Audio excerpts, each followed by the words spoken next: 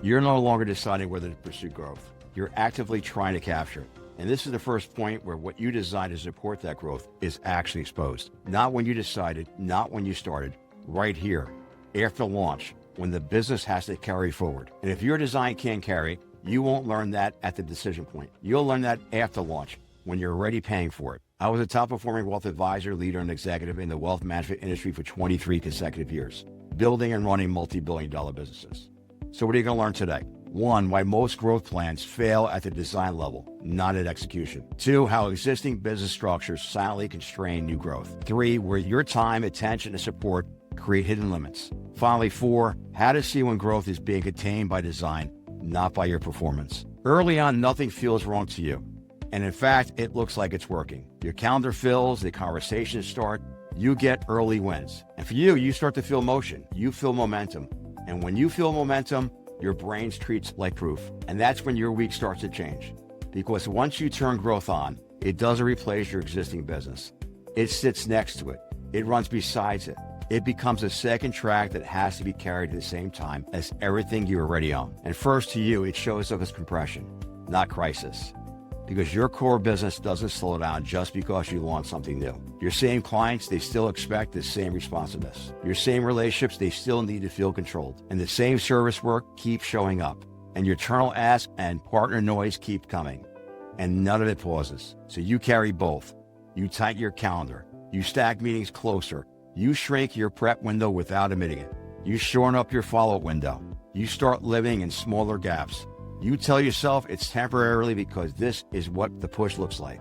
And once the new lane builds, it will stabilize. But over time, things get heavy, and your mind starts splitting across 2 different tracks. You'll be in one meeting thinking about the next. You're trying to advance new conversations while still holding the standards of the business that already exist. And you're still working hard, but you can feel the margins starting to disappear. And then you have those weeks where you can feel the shift before you could actually explain it. And your calendar continues to stay full. Your activity lands strong, and you're doing what you said you would do. But to you, it still doesn't feel like it's compounding. Those wins, they don't stack up the way they did early, and your effort doesn't convert them into lift the way you expected. And while you continue to push harder, you tell yourself it's just the grind phase. But what you're really feeling is this: the business isn't carrying it, you are. And the first thing that changes isn't your effort, it's your presence. You start walking into conversations with less certainty than you used to. Your preparation becomes thinner. Your notes become lighter, and your follow-up loses its sharpness. Not because you don't care, because your day is now split between the business you have and the business you're trying to build. And you continue to carry it. You'll see yourself still stitching the growth initiative together at night, between meetings. You keep it alive through your own personal effort, not because the business is carrying itself cleanly. And around this point, even your support starts changing too. Because early on, they're with you. They're responding fast. They're helping you build the new lane.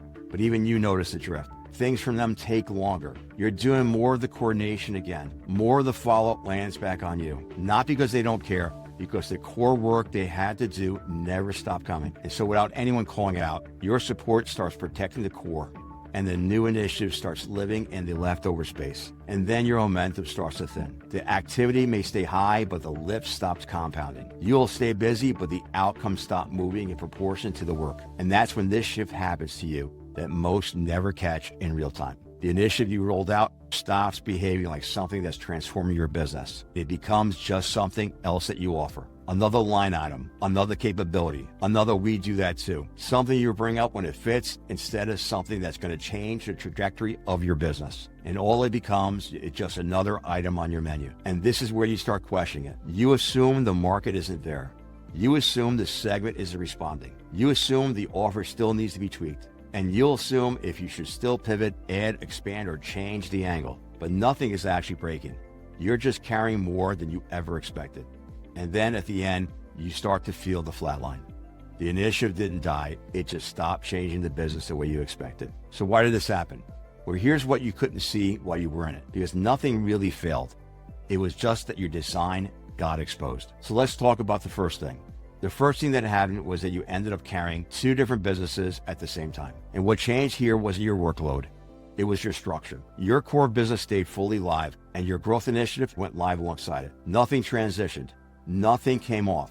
Early on, it didn't register to you as a problem because you thought the business could carry it. And to you, when the performance didn't slip, it didn't feel like anything broke. So you treated it just like another push. But over time, that condition stopped being temporary and became normal. And then you had two streams of demand, both real and both requiring your attention. And once your business is running on two realities at once, everything after it costs more than it should. And once you start carrying the two realities at the same time, your attention can't stay whole. So the next thing that happened was that your attention got diluted. Nothing deteriorated in capability.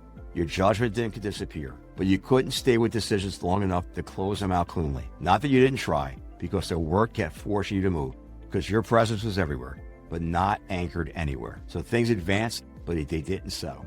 Follow-through had to be revisited, but context had to be reloaded. And in the moment, it didn't feel like failure to you. It felt like being busy, but the business kept moving while the quality stopped finishing. And then when your attention fragments, the system has to compensate somewhere else to keep the core from drifting. So that next thing that happened was reliability pressure, forced the core of your business to be protected. Your support, it didn't break down, but your design just never accounted for what it would require once you weren't fully available to stabilize the core the way you had before. And that gap wasn't planned for. So your support team absorbed it. They carried on familiar, non-repeatable growth work while backfilling stability to the core business at the same time. And early on, it stretched because belief was high and strain felt manageable. But that sustained lift forced a compensating choice. So your support, they decided to protect your core, not through resistance, but through compensation. And the business protected what it compounded. And once the core is being protected, the initiative has one job left: prove itself fast enough to keep it as a priority. The last thing that happened was the confirmation that you needed stretched longer than the design could absorb. Because when you moved your effort immediately, the proof didn't move with it. The system had to wait longer for reinforcement than it was built to tolerate without reordering priorities. So when your priorities softened, focus thinned, and all the energy around you normalized. And this is not because you made a decision to stop, but it was because your time did it for you.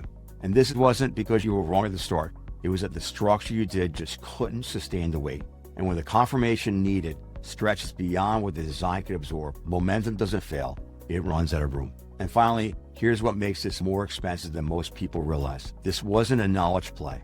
It was a transformation play, an attempt to diversify your revenue and reduce concentration so you're not overly exposed to one segment, one source, or one set of conditions. So when it doesn't hold, the real damage isn't just that the initiative flatlined, it's that you don't understand why. And that lack of understanding creates doubt that creeps into the next decisions. And you start thinking, can I actually ever do this? And that's your real cost. Because once that doubt sets in, you stop making certain transformational moves. You retreat back to what's familiar.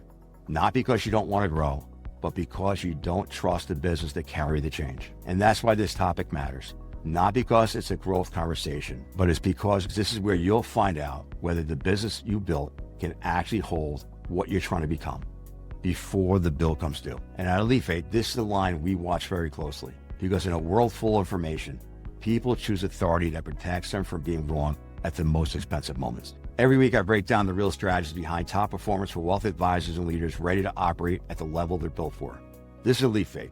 We cut through the fluff, no hype, no theory, just strategy, psychology, and execution. If this hits home, subscribe. You're not just watching and learning. You'll become the standard others measure against.